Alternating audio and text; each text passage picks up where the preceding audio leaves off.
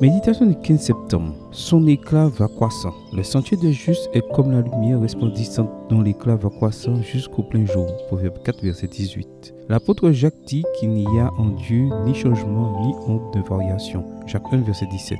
Hébreu ajoute que notre Seigneur est le même hier, aujourd'hui et pour l'éternité. Hébreu 13, verset 8. Et puis il y a nous qui inversons, varions, changeons d'avis, vivons en croissance constante et qui nous vantons parfois d'une immobilité qui nous empêche d'avancer et de grandir.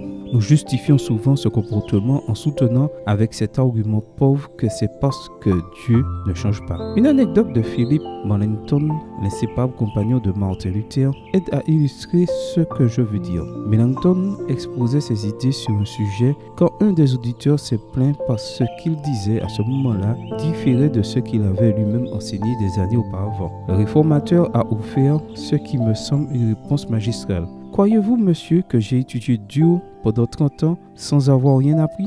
Ellen White a déclaré ceci. Une expérience religieuse authentique se développe et s'intensifie, l'avancement continu, la connaissance croissante de la parole de Dieu et sa puissante application sont des résultats naturels d'une connexion vivante avec Dieu. La lumière du Saint-Amour augmente jusqu'à atteindre le grand jour. Votre expérience avec Dieu s'est-elle développée et intensifiée? La réponse à cette question dépendra de votre progression dans la connaissance de la parole. Inutile de dire, c'est ce qu'on m'a appris depuis que je suis enfant. La relation avec Jésus est une relation de croissance et d'avancement continuel. Nous continuerons à changer jusqu'à ce que nous soyons tous parvenus à l'unité de la foi et de la connaissance du Fils de Dieu, à l'état d'homme fait à la mesure de la stature parfaite du Christ. Éphésiens 4, verset 13.